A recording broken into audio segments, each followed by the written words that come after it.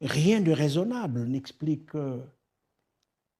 l'expulsion du professeur Camteau du champ de la compétition électorale dans un pays normal. Nous ne sommes pas dans un pays normal dans ce cas-ci. Nous sommes dans un pays où la force tient lieu de parole. Et donc, Camteau dehors, des dissidents internes au parti au pouvoir en prison. Je ne parle même pas de tous les autres prisonniers politiques.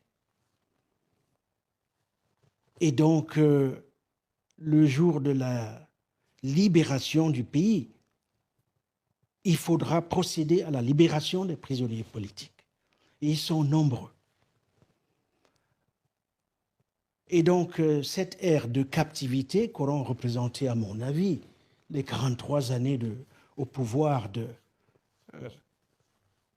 monsieur Biya, franchement, j'ai beau regarder, je ne vois pas du tout ce qu'il faut retenir de ces 43 années. Justement, c'est la question que je m'en allais vous poser. Le président Biya, même si ses obligés font semblant de ne pas le voir, est plus proche de la fin de sa vie que d'autres choses. Quel bilan feriez-vous de cette vie et de cette vie politique, de ce qu'il laissera comme trace dans l'histoire? On peut déjà le faire parce qu'il est à la fin, même si c'est une fin qui se cache à elle-même. C'est une période d'affaissement et d'évidement, destruction du peu que Ahidjo avait essayé de mettre en place,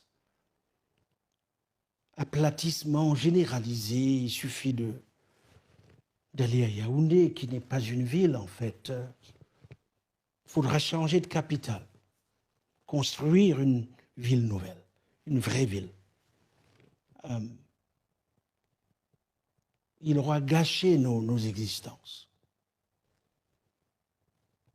Et c'est la tragédie de ce pays, qui pourtant est un pays dynamique, historiquement, où on aura écrasé la mémoire des luttes nationalistes en particulier, c'est-à-dire toutes les tentatives de construction d'un sujet historique en tant que tel, le sort réservé à pleine figure de notre intelligence, Mongo Betty, Jean-Marc Ella, Engelbert Humphrey, la liste elle est longue. Et donc,